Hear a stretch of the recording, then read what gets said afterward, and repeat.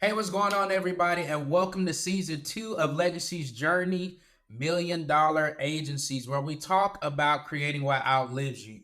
I'm your host, Cameron Williams, owner of Kinley Consulting, where we focus on strategic financial growth for marketing agencies so that they can live the dream life they deserve and not be a slave to their business. And we do that through consulting and CFO services. Now, this is season 2. And I tell y'all, we always looking for the best, the brightest young minds out here.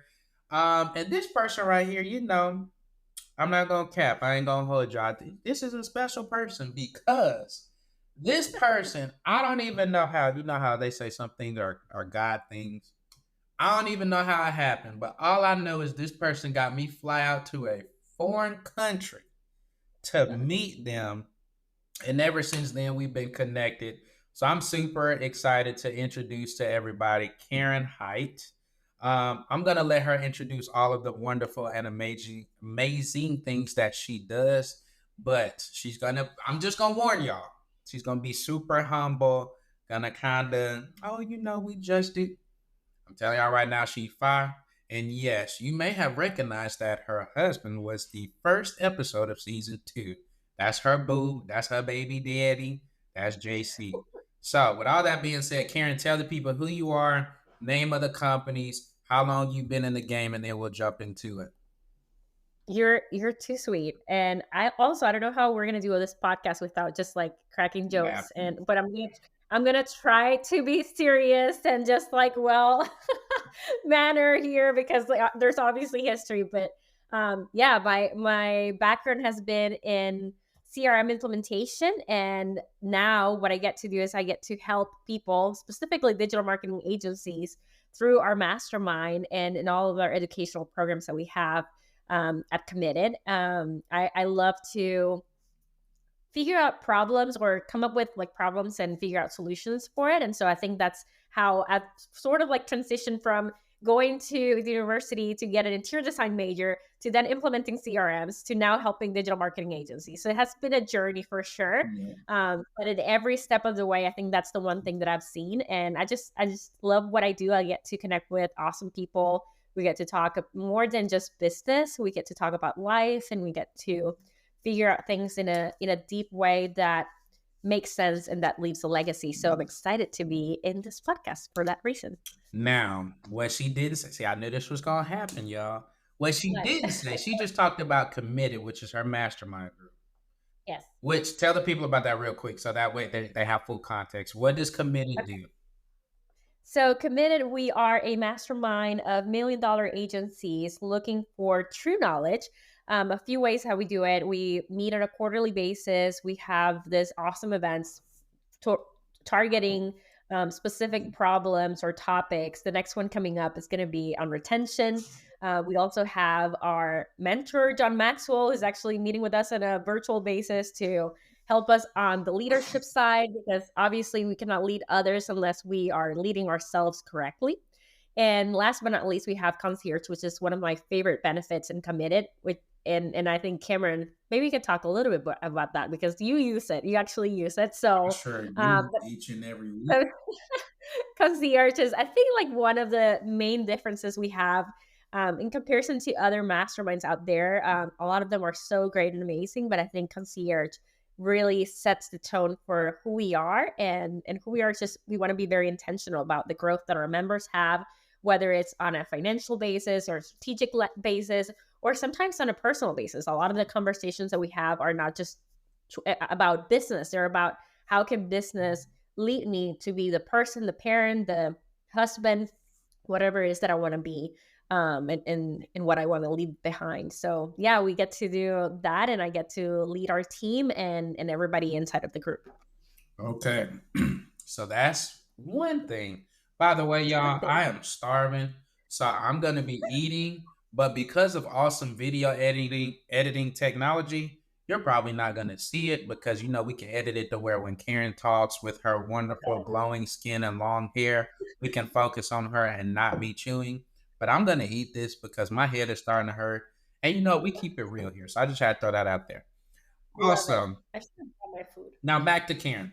All right, so what she told y'all was committed. That's the mastermind. She didn't tell you about Hype Digital, that she, that CRM piece that she built for the whole entire company and franchise. She just left that out. The Inc. 5000 company, 2 or 3 years in a row now. She just left that out. So Absolutely. Well, that's actually how we started. Funny enough, I don't know. I haven't listened to JC's episode. I don't know if it's out yet. But we started working in an agency before we started our own, and right there, what I was doing was actually the person implementing the CRM, moving them from HubSpot to Salesforce. And so when I left that, it was very interesting when we started our own agency. That's actually the first thing that I did. We implemented Salesforce for Hite Digital from day one. So I think we had maybe like a couple of clients that came from a social media package that I was doing on a side. It was my side hustle. That's actually how Hite started. I was doing a side hustle, calling people at night, just trying to get clients while I was the implementation person for this other agency. And one day we decided, I'm sure JC probably talked about this story, but one day we decided that we needed to start our own business. And we just moved, I guess, those clients that I had and transitioned them under JC. And he definitely took it from there and ran with it. And now we have what we are today at Hite. We have over 150 team members. We've been very blessed with a lot of success in terms of growth. Also blessed with a lot of like great relationships, a lot of amazing experiences. We've launched our event Committed, which is where I sort of like twisted Cameron's arm to come with him, with his baby and his wife, and that's exactly where we met. What are you gonna say? you did do that, because when I tell you I was so nervous, I was like, this is either about to be the greatest thing in my life or the biggest scam. Or the worst. It's one of the two. It's no in between here. He always comes with this like negative. Just kidding. No, Cameron's not negative. But when you go on a trip with him, he has this face when he's about to go into an adventure. He has this face, the one that he's doing right now. If somebody's editing this video, please make sure to put Cameron's face right now. And he loves it at the end. So, like he's happy, and then he wants to come back and live in the country for like 6 months. We're gonna get into that in a little bit. There's baggage here, guys. So like you came into a podcast of two friends just talking about all this stuff, getting all the trash out. Yes, I did take that leap, but it was a good. See, that's why it's important to pray, because I was like, Lord, I don't want to get scammed. Please let this lady be a real person. Oh my gosh. It's so funny because we connected, I think, over It was you on made a post. Messenger. You made a post about going to events, and somebody, I don't know if somebody tagged me. It I was don't know like how we 3 or 4 people was like, oh, you should check out Karen Hite. They're doing an event called the Commitment Summit. And so, you kind of look, you're just like, okay, well, 4 people say it. So, okay, let me go look at the website. I did. And she immediately like hit me up and she's like, hey, so I saw people tag me. So that means I should be talking to you. And I was like, okay. And so You're she like, basically who are like, you? come to Costa Rica. This is the price. You need to come and you can bring your family. And at first I'm like, easy way to get out. Well, I got a brand new baby. Oh, the baby can fly. You can bring the baby too. And I'm like, nah, this sound good. So I was like, nah, I'm gonna pray about it. Tell me why the next day in church, y'all, I really felt like the Lord was like, yeah. Because I think the pastor said something like, there's something that some of y'all are praying about and the Lord just wants you to do it. I was like, oh man. So then showed up and she was definitely real. She was there. She was smiling, and pretty much the rest is history. So that is a true story. And it was an amazing event. I mean, I still think about, just the the steps, and that was our first event ever in Costa Rica, bringing all these people. There was, honestly, looking back, there's so much liability for us to like, just, man, we're putting this event for the first time in outside of the US. Like there's so many things that can go wrong. And honestly, we're just so blessed. Like all the speakers were so amazing. They were very caring and loving of the people there. also the attendees, like everybody was just very open and willing to share. And I think like that's one of the things that continues to motivate us to try to do better in events every time that we put something out. Yeah, I'm gonna go on record and say the best trip I've ever been on. I'm gonna just throw that out there because the place that they hosted at is like this inclusive, like everything involved. You're right on the beach. They had like 8 pools. You got plenty of food, and the food. Oh, the food. Yeah, the food is amazing. Like you Yeah, there's how can you not be happy and collaborative when you're in that type of environment, right? That's that we food. we we went we went to test it out, I remember, and we were just like, man, this is the right place. Like this is exactly where we want everybody to come. And I mean, a lot of people have been to Costa Rica before, but for those that had not, I feel like that was gonna be like the best for I mean you, right? And everybody. But it was an amazing experience, just like getting them introduced into the Latin culture. Y'all, I'm from Atlanta, Georgia. My grandma is from Mississippi, and the other one is from Atlanta. I feel like you're not gonna really touch us on cooking, but that food, I don't know what they did. I mean, well, I know they don't have all these things in the animals, but That's what Aria says. It's like it's not plastic, it's actually I don't know what it is. But that's the best food I've ever tasted in my life. But anyway, so there's that. Now, you hinted at your journey about you yeah, guys got started, you started doing it as a side hustle. Let's go back even further. What was your yeah. relationship with money like growing up as a kid? Because you typically find some people are like either we have parents who had money, so we didn't really feel that, or we had grew up in an environment where we didn't have much, so I viewed it like whatever. So how was your relationship with money? Man, this is a good question because I feel like it was until this year that I realized how that relationship changed for me with money. So growing up, I come from a third world country, Nicaraguan, Latin culture. I had never left the U.S. until I actually got my scholarship to come to the U.S. for a full ride for 4 years, and then I went back home. Right. So this whole time, I honestly never really knew, like, you don't know what you don't know, right? So I never really knew that I was not good, in terms of like, I mean, not and we've been very blessed. My parents, they both worked super hard. They like provided all the things that they could provide to us through their jobs. My mom is a doctor, my dad is in the military. So they did amazing. But it was really a cultural shock when I came to the US, after I got that scholarship. And the first time that I remember I saw my friends do spring cleaning, I was like, what is spring cleaning? So like I had friends that will literally come and go to their wardrobes. And I don't know if everybody in the US does it, but my friends did it in college.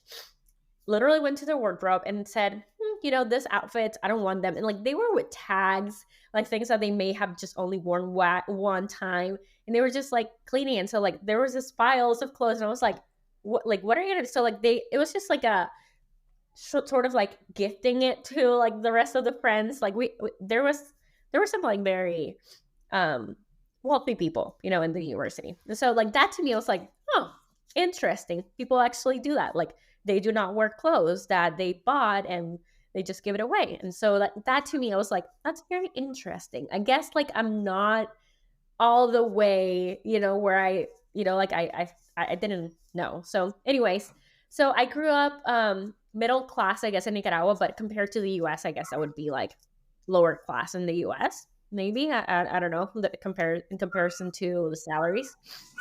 Um, and then I went to university. I graduated. My first job, I was making $300 after graduating from the university here in the U.S. Going back home, $300 for the month.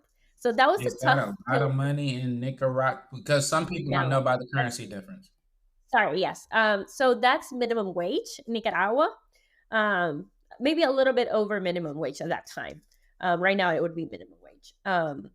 But coming from the US, and having a bachelor's degree from here and just going back and earning that, you don't need that much money to like have a good life in Nicaragua. Like, for example, I think um, salary of, $2,000 is like very, like you live a good life.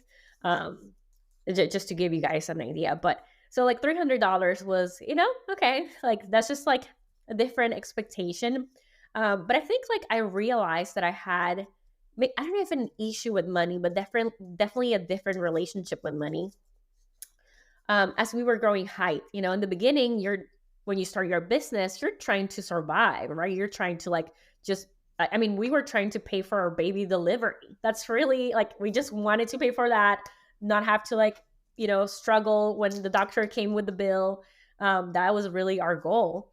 And then after that, we're just like, okay, we want to have a house that is nice. We want to have a car. So like your basic needs are being met. And I remember there was a point when we were growing the agency that we didn't have to look twice, when you were going to pay with your credit card and you're like, man, I hope that doesn't decline.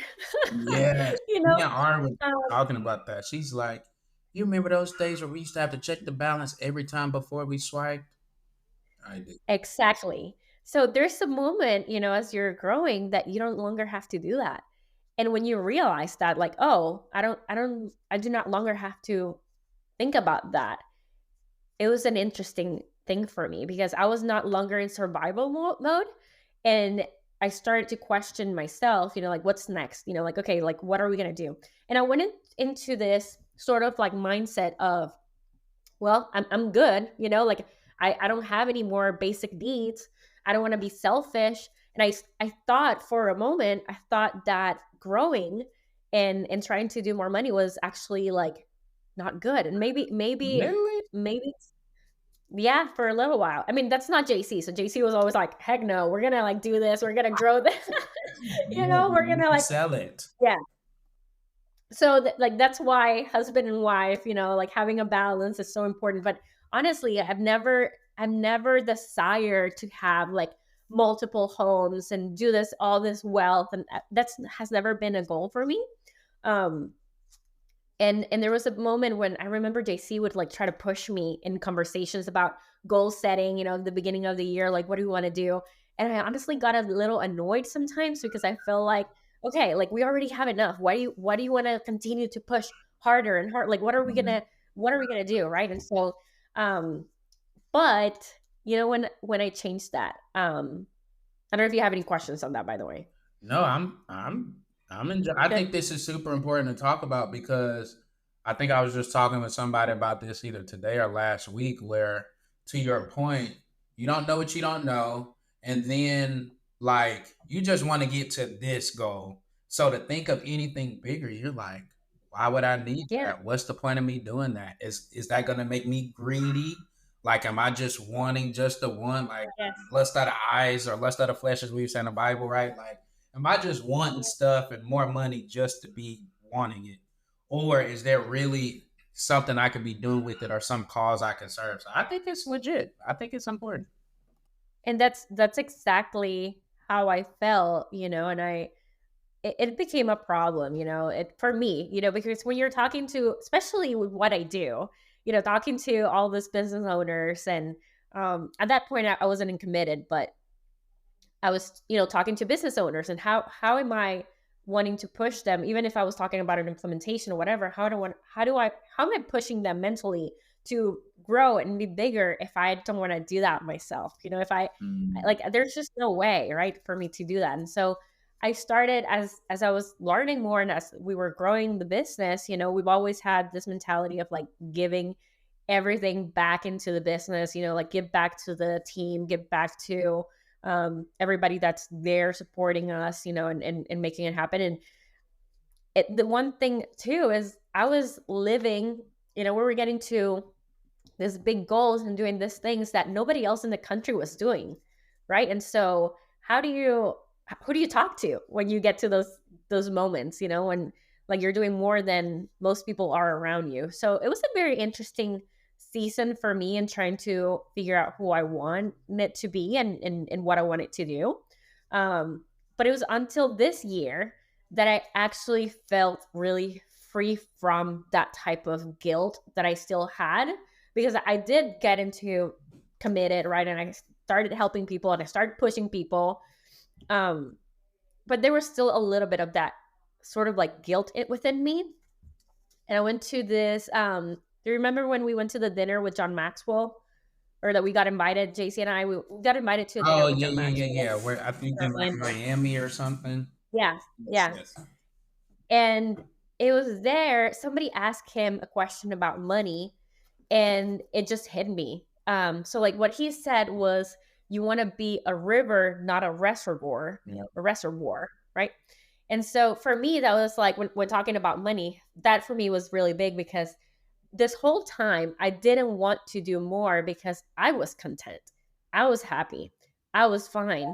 But I was being an obstacle to the blessings that maybe God wanted to send to other people through me, right? And so, how am I so selfish and egocentric that I think that my well being is more important than whatever I can do for others? And so, that opened my mind a lot into okay, like if I have if I have what I need and I'm still not even where I think I could be professionally, financially, personally, growth wise, whatever it is, there's obviously an opportunity there. I cannot put that limit on myself and block those blessings that could be from others. Even if I don't need them myself, like how can I continue to like let that flow to other people?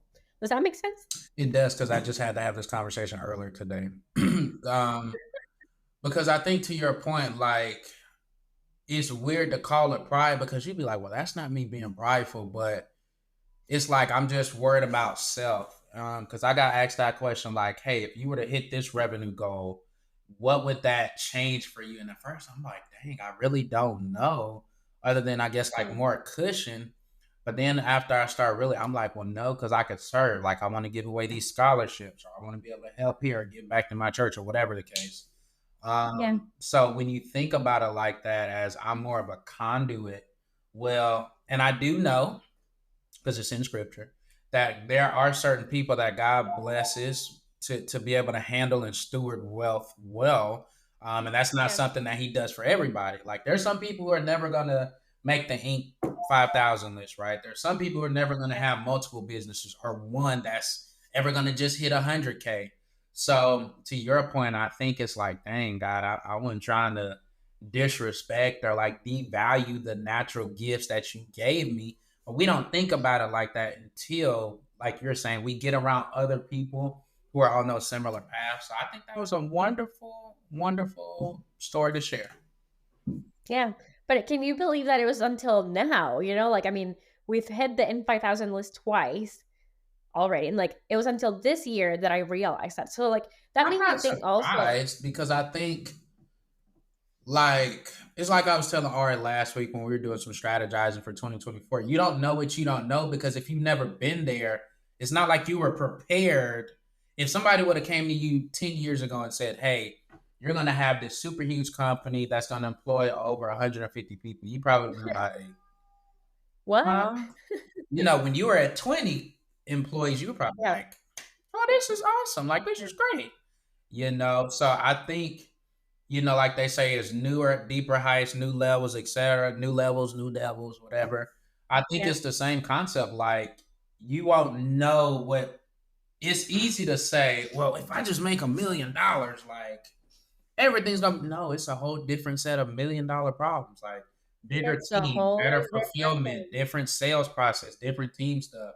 When you get to 5 and the 10, and then past that, like each level has a different set of problems. So I think as we continue to grow as people, like there's always going to things we be things that we continue to learn about ourselves and challenge, and some of the stuff God just wants to uproot that and replace it with better. So it's not a shock to me. Well, it made me think of how many business owners, are going through the same thing, right? Like not like people most business owners don't grow knowing all these things unless they have had some like great mentorship in their families. So it's just like something to talk about, and that's something that I've learned, to do is anything that I get, how can I share it with others? How can I, whether it's knowledge, whether it's, a strategy, whatever it is that I feel like works and that has helped me, that's sort of like the mentality. Because, just going back, I want to be that river. And so, yeah. All right, cool. Now that brings us to the next question. So now you've, like you said, being a river, not just hoarding it all. So let's take it back a little bit. So when you made your first sale, so whoever was the first committed member, because I know probably gonna stay uncommitted since you think JC did, right? Which is fair. So by the way, I'm just gonna throw out there that means multiple $1 million agencies. I'm just saying. Anyway, Yeah. so when you made your first sale and your biggest sale, so two different ones, how did that make you feel? Because I know for me, that very first client I had, which was like $125 a month, you couldn't tell me Wow. nothing. I was like, somebody wants to pay me. Let's go. Right. Versus now I'm like, $125 in the hourly rate, you know? So Yeah. what was that feeling like when you made your first sale versus your biggest sale today? Honestly, I don't think I remember the first sale. Weirdly enough, I don't remember the first sale. Like I remember like we had a different people doing implementations, and so it was an interesting transition into the mastermind because it wasn't like, oh, I just got a service out of nowhere, no clients. I had already clients doing another service, and we just like sort of like started adding this, and then we removed that service. But I do remember the first time that I saw sold somebody at a different revenue bracket, you know, so like I at or a different package or pricing. I remember we were charging, I think we started charging the mastermind around 700 or 750 or something like that, or 500, something like that. And then I remember when I got my first pay in full year for 10K. And I just remember, so funny because thinking back, we had already grown height. So like all this like was already like done. But I personally had never charged somebody like paying me directly 10K. And so I remember when I had that conversation and I ended the phone and he was like, well, I mean, like in the conversation, I was like, yeah, like let's do it. Obviously, like I want to be connected, blah, blah, blah. When I go to the masterminds, awesome. I ended up the phone and I just like remember jumping out of my seat and I was so excited. And JC looked at me like, what's going on? And I was like, somebody signed up for like 10K for the mastermind. And it like obviously he was at a different level. So he just looked at me like, oh baby Karen, you know, like type of thing, like, oh, like you're so sweet. Like, you know, you're just but I was like so and I was like, oh my goodness, like and like it's so funny because I was like, there, you know, like this guy is just like really wanting to like come and like learn from us. And I think it was until then that I realized what we had going on at Height, you know? Yeah. When I saw somebody else, weirdly enough, and this happens to every business owner, somebody else was putting more value into my business at 10K, right? But that to me was more value into my business than I realized. Yeah. And that to me, like, so the first emotion was excitement, you know, of like selling, you know, a 10K package. But then I realized when I saw JC's, you know, of like, oh yeah, that's awesome, you know, that's great, Karen, like go for it. I realized, man, like I I am definitely not valuing my experience, you know, and everything that we have gone through enough that 10K is exciting to me. Like in that same moment. So like it was so surreal to think about, you know, somebody like getting excited about a new pricing structure and then like disappointed also that like, oh, I could have done better. Isn't that weird? It is. It is. Yes. But it all happened at the same time. And since then, I mean, like now obviously the committed is at 40K now with John Maxwell. Unless we're doing like a special or something. But it's yeah, it's crazy to think You're that right that and she did just casually name drop John Maxwell. That is what she just did. So well, he's our mentor, so like something to be proud about, right? Like I agree. how do you feel about those sessions that we're doing on a monthly basis I with him? mean, the guy, like those wise old sages, like Yoda or something, like that's he just sits there with, he got an answer for almost everything. And he's just so calm. It's like, dang, okay. Like, All right. So everything's gonna be to okay. your point, now you grown because committed is now what, 2.5 or 3 years old? 2 years old, yeah. So Yeah. now, of course, how have you grown this specific team? Because I know JC talked a lot about height, how you've Yes. gotten to the 150. You guys are Yeah. super infamous for your video. Matter of fact, just touch a little bit again on the video submission process because I've never seen it, but it's Amazing. So touch on that, and then how you growing your team with committed. Well, as you're growing your business, and this strategy can be applied to any business out there, but one of the things that we realized is that we needed people that could figure things out. We were not going to give them all the manuals of all the things and follow the script so you can do your job. A lot of it had to be, unless you were doing the strategies, right, for digital marketing and things like that, but a lot of the things in terms of management, and as you're growing, you need people that are able to figure things out, that are able to like go and get the answers or get the connections and do things like you would. And so for us, what has really worked is the video of awesomeness.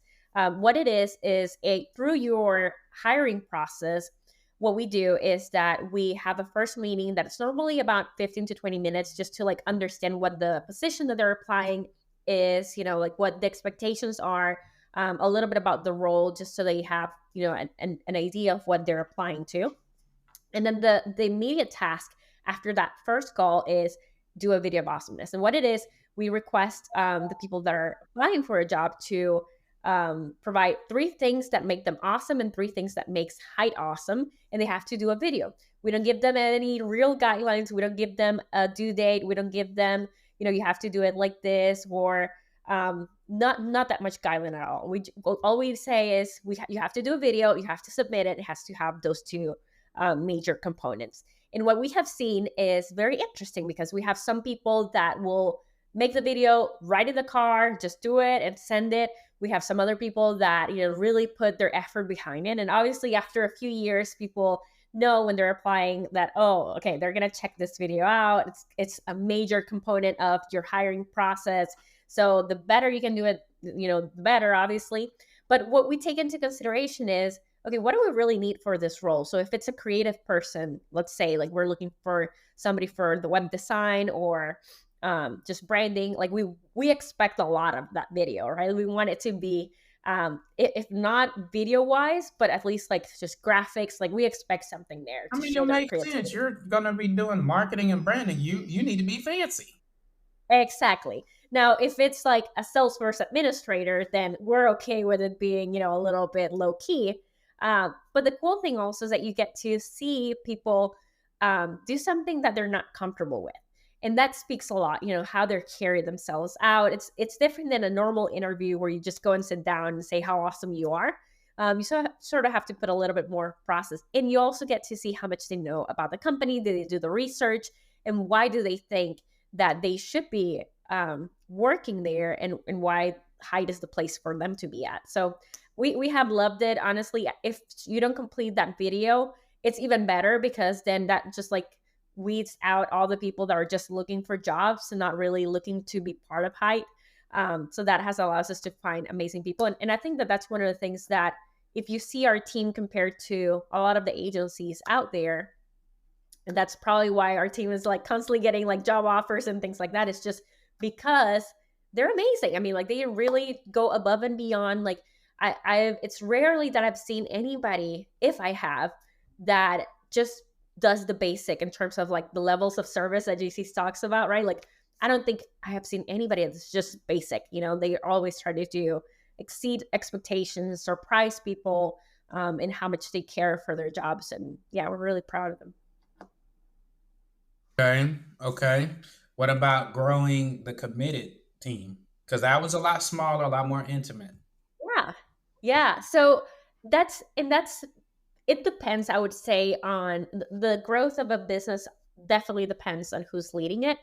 I like to be very efficient with the things that I do, right? And so, not that Hite is not efficient at all, but at Hite we have a big mission of creating jobs, right? So if there's something that I can do to generate another income for somebody, I will 100% do it. That's just like sort of the mission that we've had since we started. Now with Committed, my goal has been, how can we create an awesome, powerful team that can support all of these agencies and provide them anything that they need in regards to their growth, their strategies, and all of that, while including some of the strategies. Like for example, Vanessa, we knew Vanessa from before working in another agency, so I knew exactly how she was like working with her, and I knew that that's exactly the personality that I wanted to work for our Committed member. Somebody that was ready to get results for people or solutions for people, somebody that was really caring about their well-being. And I think that's exactly what concierge is today. Somebody that's really looking out for everybody. Mafra specifically, when she started, she came from I think a graphic design background, so she really didn't know anything about GHL or copywriting. And the cool thing has been just developing these people into doing new things. I mean, Vanessa, for example, concierge, she just spoke out at our last mastermind, and that was definitely out of her comfort zone. But we continue to push things on, or push people, on like how you can continue to grow and develop while still keeping a smaller team for committed that serves people. Do we have an Olivia sighting? Yes. I'm like, I know that motion has to. I'm like, that's so funny. Yeah, my sister's getting. It's okay. That's so funny. Only true parents know exactly I what's knew happening. immediately. I saw that shoulder. I said, Olivia came in. All right. Now, and I forgot to ask you this, so feel free to switch the subject. But this question was, so your current CFO, which for you probably is JC, but Yes. current CFO or accountant, how are they helping you to grow the business? Like, what are some of the cool things they're doing or suggesting to help you reach your goals? Maybe it's out of the box. Like, what are some of those things that another agency can say, like, ooh, I never thought about that? I think for us, and JC definitely handles this conversations more with the financial side. But what I've learned through conversations and being on the board of Hite is just keeping you focus on the things that really matter for the business growth and not what you're feeling at the moment. I Yep. think we tend to confuse emotions with when we're making decisions. The emotional side comes into play too much sometimes, and for us, it definitely is that way. I mean, we're very emotional people. We love to, maybe like an extent that we shouldn't sometimes. They have allowed us to bring that logical side into the business, and I think those are definitely valid conversations that you need to have with people that and crucial conversations that you need to have with people that are consulting you in the business. They need to be able to position things in a way that makes you think. And even if you're going to make a decision that maybe they're not in agreement with, I mean, because it's not always the case, right? Like that you follow every single thing that they say. It's great to have those interactions where you're brainstorming and debating those ideas, right? But I would say that perspective of coming more from the logical standpoint and also providing us insights on what other businesses are doing. So I love, Cameron, like in your specific niche. I mean, you're very niche down into agencies, right? And the beautiful thing about that, instead of talking to any accountant or any like financial strategist person, is that you understand what's happening in the industry with other businesses that you're consulting and supporting every day. Thanks. And that's very different than having an accountant that works with businesses as a whole, because they will not have the wholesome perspective on, yeah, this is actually a trend in this industry and you should be okay. You can like breathe, like it's okay. And if you have like, if you're seeing that the sales are not increasing as much, or that this is the percentage of churn that you're having in clients, like that perspective is so important, and that's why I think it's so valuable that you decided to niche down in your services. Yeah, I got lucky because I think my mentor recommended. Because believe it or not, I used to try to do recruiting firms, and for whatever reason, Interesting. it didn't work. And I went to my mentor, and I was like, I need a niche. She was like, why not marketing agencies? I was like, why should I pick marketing agencies? And she was like, well, if you look at personalities, you're very similar in that they're more low key. They're typically on the younger side. They're willing to learn. They're typically more open. And so I was like, well, we can try. She was like, yeah, it ain't like you getting married to it. Do it for 6 months and if not, switch. But yeah, we just went all That's in. And to awesome. your point, I do think that that's super important because it's a lot easier when I don't even know how many people we have that do SEO, but I think maybe 12. It's easier to say, hey, they're doing this, or we have a couple of people doing ads. Hey, I don't know why you're doing your ads like this. Why not just, if you're going to charge them 3K for ad spend, if you only spend 500, then you just net the 2,500. Versus, I think we have one client that was like, well, no, if they gave us 3K, we're going to spend the full 3K. And I'm like, that's cool. You just need to be aware that that's not the norm. Yeah. Everybody else I have does it. So I think that does help there. So good point. Good point. Okay. Next question. What Tell would me. you say has been your best investment that's given you the best ROI today outside of being married? Because I'm not Oh, going to give you wow. that easy one. The best investment. Like I The just had best. somebody say because they're in video editing, they just dropped like 10 grand into like new cameras and updated computer that's faster, etc. So I was like, okay, it can be a thing. It may be a course or a mastermind or a group. Yeah. I think for me, this is not probably an investment because it's not like actually put in money. Maybe, I don't know.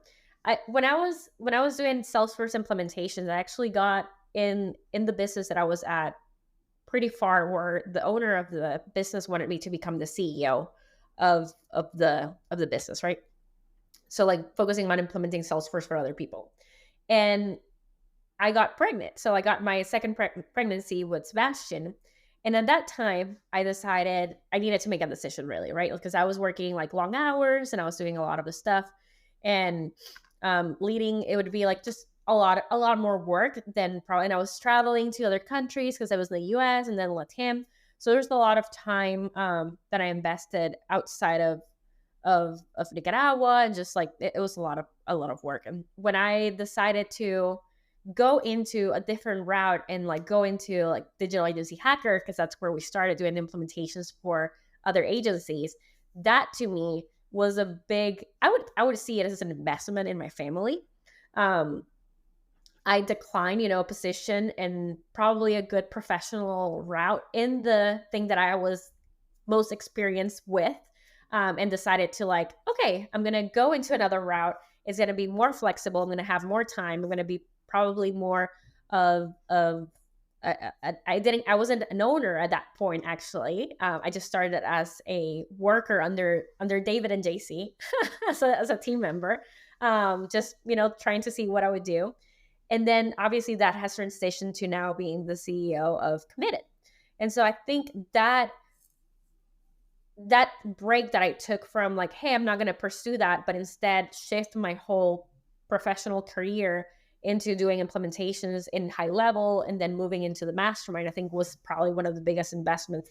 It has changed completely my mind in so many topics like money, right? That we just discussed. I don't think I would have changed my perspective on money until that conversation with John Maxwell, until I was in that room with other 20 people that, were like, we had people that were just coming from a speaking gig with 3,000 people. And this person, like, just so many, like, one person was like getting, so cool. He was getting people out of Pakistan, out of slavery in Pakistan, so like he like fundraises all the, like, so crazy, so many crazy stuff like that. It wasn't your like normal like entrepreneur, like game changer. It was like they were changing lives in that room, right? And so for me, I think this has been my biggest investment, just being able to take a break from that, what I thought was the route to go, shift it and just like listen to what God wanted me to do at that point and be okay with it. And now just being part of something that's way bigger than I am. And I don't know, how big it's gonna be. So yeah, I'm just really grateful for where I'm at today. Okay, speaking of today, how would you Yeah. say your definition of success has changed from when you started to now? Because Yeah. I know for us, it was like just pay the bills. Like, I don't care if Yeah. you net zero, make enough money to pay all the bills and have groceries. Versus That's now, exactly. it's like make sure the girls can have different experiences than we had. Make sure there's some cushion in the bank. Make sure we're giving back and serving others. So, how has your definition of success changed? I think it's so funny because my definitions of success was very similar. In the beginning, it was definitely getting the baby delivered, just making sure that we were able to pay for those bills, that we had, enough food and money, and all of that good stuff. So just making sure that we had the basics. And then I think today, one thing we were talking about, like, what's the word of the year that you're gonna have in 2024? And for me, it's actually it being intentional. I think today my version of success is going to be more about how I'm spending my time, who I'm spending my time with, what I'm actually doing when I'm working, when I'm out about, when I'm alone in the house, when I'm alone with my thoughts, just being very intentional around everything. And that to me is success. The fact that I can decide, hey, whether, like, I think money is a component of success. It's not success, right? It Ooh, has wait, to, wait, wait. Okay. That was a bar. Money is, say it again, is a it's a component. component of success, but it's not success, right? It helps you with whatever you define success to be. If success to you is to have your family well taken care of, money is going to have a percentage. There's going to be a value to that, a specific value. So when we're setting goals, right, like we need to define, and we did it in our intensive, what is the lifestyle that I want to live? What is the ideal lifestyle that I want to live? All the things that I want to do and give. There's a money amount to that, right? It's a component of that vision that we have, that image that we have. And I think that changes for everybody. We have often been so focused on hitting the $1 million mark for agencies, right? Like everybody wants to do that. And like, and even, sometimes when we're talking about committed, sometimes I wonder, like today I had a conversation with a potential person joining, and I catch myself when I was talking about the $1 million agencies, because I never want to put the human value under that revenue bracket. Does that make sense? Yep. Conversations are different for sure. It's not the same as talking to an agency owner that's just getting started than somebody that has like $1 million, 2 million. Like there's just that part there. We have a responsibility. I have a responsibility, but I never want to see agencies, or I never want to see myself filtering out people because of that revenue. I don't know. It's just something that I do not want to do that. I found myself thinking about that. Um, I want to make sure that the human component is always more. I want to be intentional about the people that I'm surrounding myself with and that I'm bringing to this community to be around other people.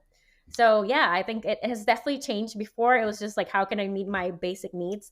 And now it's, I want to have a peaceful, if there is peace, lifestyle. I want to make sure that I'm living the best life that I want to live, even when trouble is there, because trouble will happen in life. It's not like I'm talking about a peaceful, nothing will ever happen.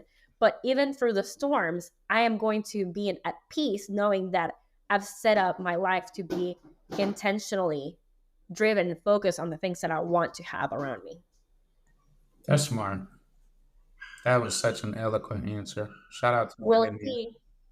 Shout out to Olivia. Yes, just like in here. She's like, hey. All right. Now let's kind of switch a little bit. So, okay, we know that you got Bay. And of course, you mentioned both kids. So, what are some of the things that you use to connect with your family during the week, or throughout the month, just to try to keep some sort of balance? Because I mean, essentially, you got JC not only helping run Height, but you're running Yeah. Committed. You guys got Digital Agency Hacker. Then you guys have your own personal projects that you're working on. So, in balancing those 3 to 4 businesses, how do you stay there? Because aren't y'all over 10 years now? Yeah. 10 years. Yeah. Yeah, so I think we're like that's in in today's 11. culture, that is a long time. I know. Our marriage is the longest marriage there is. The first longest marriage there is in JC's one side of the family. So, Amazing. I feel it because that's how it is on one of my sides, on RA side. yeah. Yeah. That's pretty crazy. All right, give us the tips. So, We want to know how to do it. So tips. Okay, so since we had Olivia, we always do Friday night dates. That's to us is like religiously, like we have to do something, even if it's just like going out to get food and then bring it back. Like we have to have that time. The other thing is we try to stop working at 4 or 5 p.m. up until 8. We try to have like a no phone type of time there. Sure. especially with the kids is so important just because like they want your attention. And also something that I've done is I after 4 o'clock I've trained my brain, even though it's so hard to do, to not bring any business conversations into our home. I that was so hard for me and might not be hard for other people, but just like, oh man, like when we were in our downtime, I was like, oh, I could totally talk about this with JC because we don't have the time to talk about, business stuff in the day to day. He's like in like 17 meetings a day. Literally, the guy has 15-minute meetings. Like if you have seen his calendar, it's completely nuts. And so like people think like, oh, you're with him, like you're probably talking about business all the time. No, we don't. We actually like it's so hard. I have to make an appointment. I have to make a meeting in his calendar to talk about business stuff. So yeah, so like that's one of the things that I've learned to train my brain on, just because I saw me taking away his peace. So like at downtime, I would bring something about business, even if it was a question or an idea, and he would have to like go back into that like business mind. And I completely like saw his face like shifting, from like, okay, I was relaxing and now I have to like think about this. And that has been really helpful for our marriage, especially when you're working with that person. Like we don't work next to each other, but we do work in the businesses together, in terms of like we're aware of like things that are happening or conversations. And so that's really helpful. So I make sure that I stop myself from bringing stuff that could be business related in downtime. So then, when do y'all get a chance to talk? Because if his calendar's full and yours is full, like when do y'all talk about business? Because I know it's important. I know. Well, it's so funny because I will be, when do we do that? Like it would be in like little breaks that we have, or even lunchtime. So like lunch is like still game for us to talk about business, but dinner is not, for example. So it's very little time. But Interesting. Okay. yeah, Okay. it's Okay. very little. So, do you guys have like any special thing you do? Like, we do pancakes. Like, do you guys have like ice cream Fridays or Taco Tuesdays? That's actually something we want to do, start like a tradition here. Well, we're in the US. There for a little while, we were doing ice cream Wednesdays. And then we changed that up because we went to the beach and there was no ice cream to get at the beach because we were in the middle of the jungle. Um, so I don't know. We just do random things with the kids, but we try to do an activity. But I do want to have a tradition, so I'm looking for that. So I guess I'll come back to you with that one once we figure that out. That's cool. That's cool. Okay. What are two or three things that you would contribute to your success? You talked about coming from humble beginnings, going to college in the US. So, what are two or three things that you would say, like, if I don't do these, then it's a good chance I'm slapping everybody that day and I don't want to talk to nobody?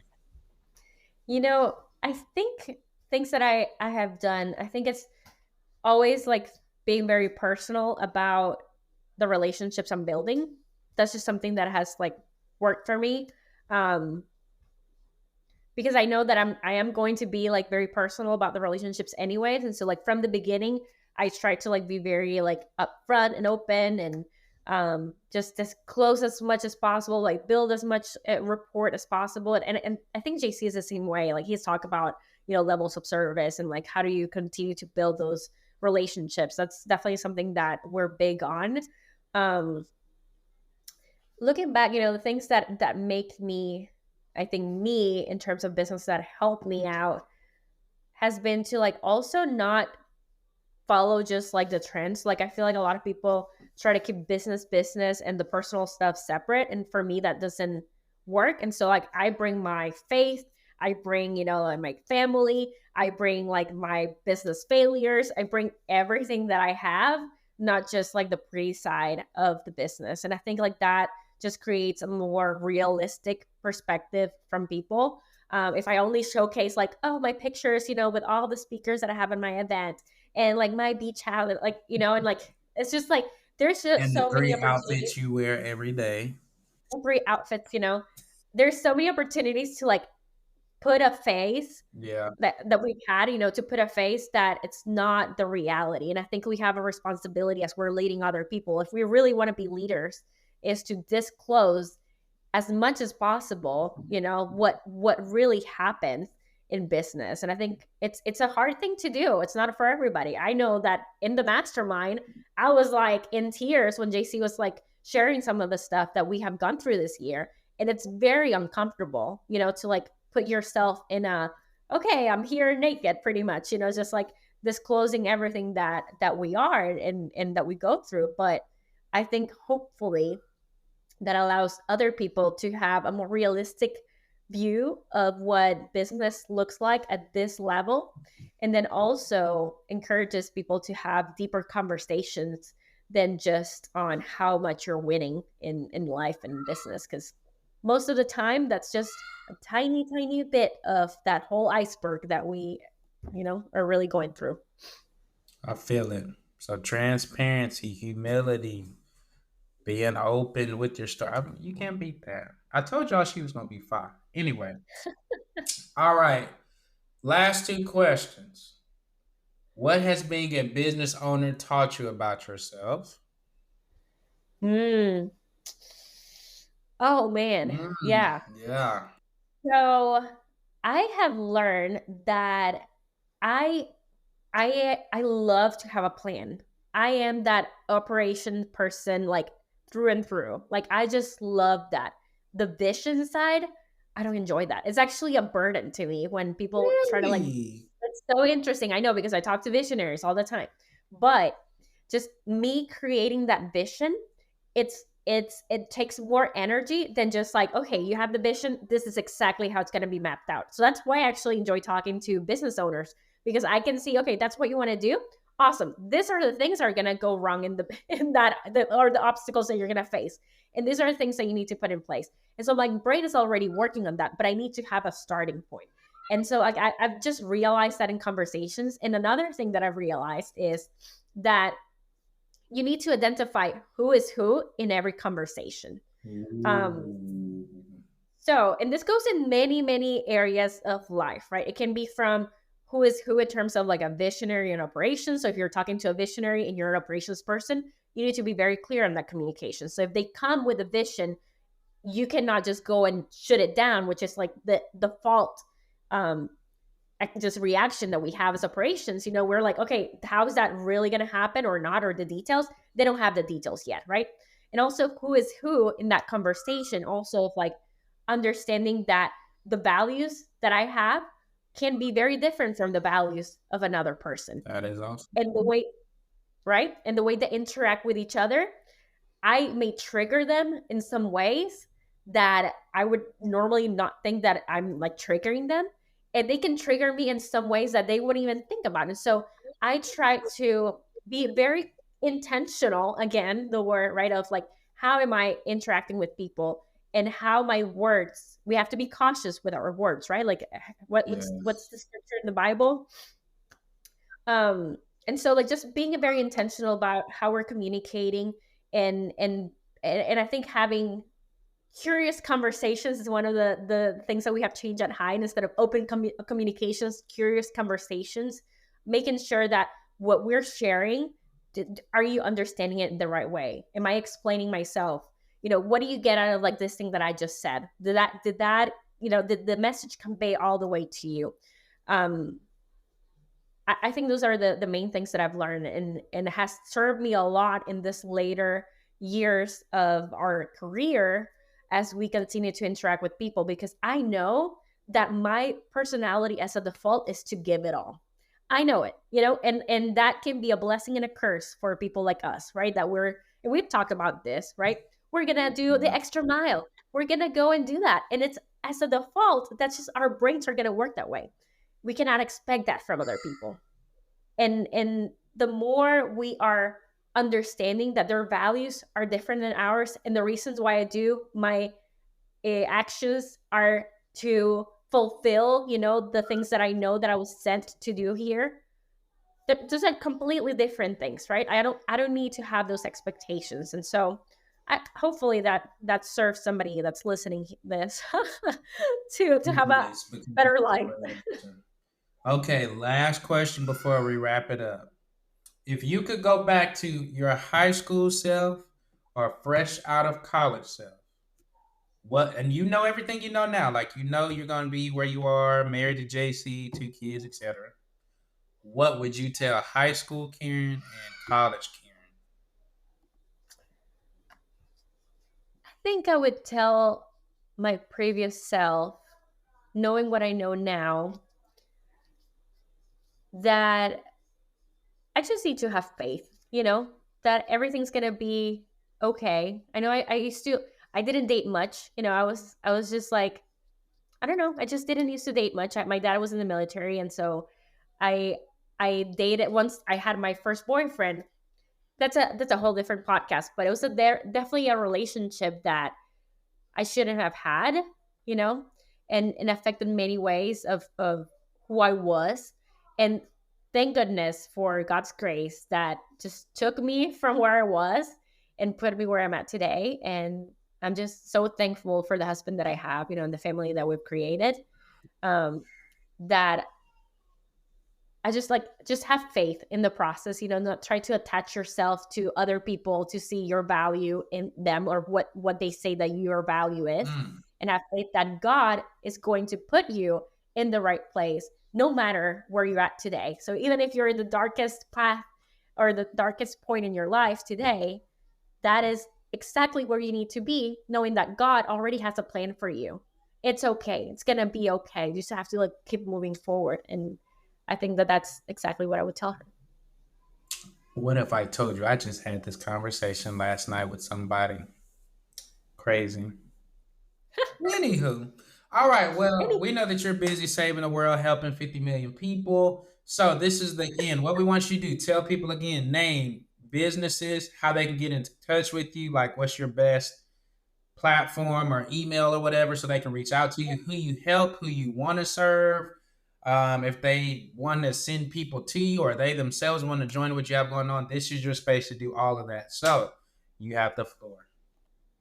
Perfect. I'm Karen Hite. I help digital marketing agencies get to the goals that they need to get, achieve the things that they need to achieve, all through keeping a stable family, a stable mind, and just a stable personality and person, just keeping everything intact and continue growing to the best self possible. I love doing that. So if you're looking to be part of a group that encourages you, motivates you, keeps you accountable on the things that you want to achieve for your business, for yourself, and for your family, reach out to me. I'm on Facebook and Instagram, the Karen Hite. And you can also reach out to me and JC actually on our website, theheights.com. That's it. You're not gonna tell them That's about it. the intensives or Oh, okay. Sorry.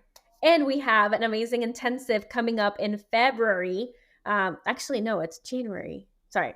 And we have coming up an awesome intensive in January, open for digital marketing agencies that want to come and just have a time to, it's a 2-day session on just working together in our businesses, brainstorming, masterminding. And from there, we'll take it to other places like maybe Costa Rica this year. So just FYI. and let me just do a quick pitch on these intensives because I went to one with the client. We actually suggested an agency went just because they were doing great. But there's sometimes you have to be smart enough to know, like, I need to call outside help. Like, I need to phone a friend. And I was like, hey, I got this guy. He's doing amazing. But I think there are some things that you could tell him based on your experiences that could really help him move forward. And so it was you said 2 day. I feel like we were there longer, but 2 days where literally they're focusing everything on your business. You're gonna have a call with them. You tell them like these are things I'm gonna fix or work on. They're literally calling their team from Hype and from Committed to come and pour into you and give you like your specific. It's not a here's what we tell everybody. Like, no, these are your specific things to map out and do to move your company forward. Because again, I hate saying it, but I'm just saying 2 years in a row, Inc. 5,000. I mean, this is not we just hit a million. This is we've done that consistently over X amount of time and are still growing. We didn't even get into the franchise model, which y'all want to know about that one. Check JC's episode. But the point is, I would strongly advise A, it's a business expense. B, you'll get to meet different people. C, you get to travel, which is another business expense. And D, you're going to get help from people. And I'm learning this like, there's nothing wrong. JC says, it's nothing wrong with getting wisdom from everybody, but you need to just be very aware of the perspective and lens you need to receive it. So it's one thing to talk to somebody that may be a step or two. Like if you're making 300 grand and you talking to your buddy that makes 500. It's a completely different thing when you make 300 grand or 500 grand and you're talking to somebody that make 10 million. That's a different level. They've done it. They're not going to give you theory. This is what we did. We got SOPs, we got case studies, we got a whole team. We can tell you ABC. So I would strongly suggest that. Of course, if you're going to tell Karen you want to do one, tell them you heard about it on the podcast. So she's like, "Where'd you come from?" So that way she Yes, can, please tell me. yeah, she can be like, "Oh, Cameron messed that whole spiel up. Let me tell you how it really works." So you guys definitely check them out, theheights.com, connect with them. They're on social media. Any last words before we end this?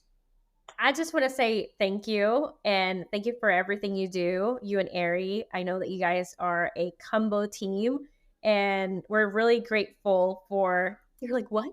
We're really This grateful was for supposed to you. be about you. How did we get to No, me? but I want to say this. We're really grateful for you and your family and everything that you do and how much you help agencies everywhere. This guy, just so you guys know, maybe he's going to cut me in addition, but this guy goes the extra mile even before you hire him. So I just want to say this out here because that comes from a very good heart, and we have loved spending all the time that we've spent, and we look forward to spending more time together with you, Cameron. So